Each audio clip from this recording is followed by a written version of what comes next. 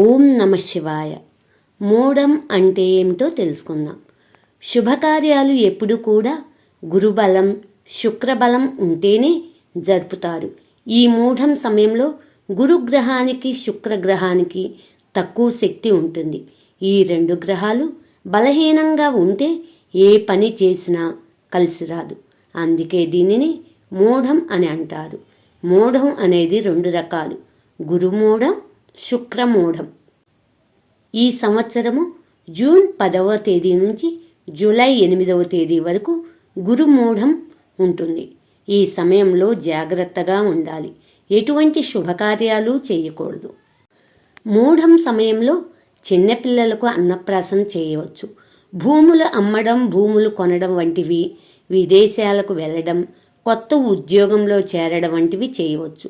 ఏదైనా పుణ్యక్షేత్రానికి వెళ్ళవచ్చు. దేవాలయాల్లో అన్నదానాలు చేయొచ్చు. నవగ్రహ శాంతులు, హోమాలు చేయించుకోవచ్చు.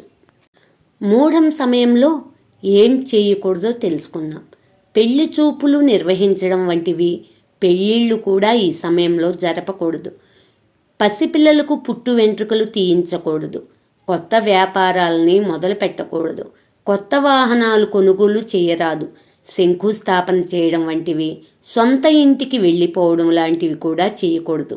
వ్రతాలు చేయడం, విగ్రహ ప్రతిష్టాపనలు లాంటివి కూడా చేయకూడదు. ఓం నమ శివాయ.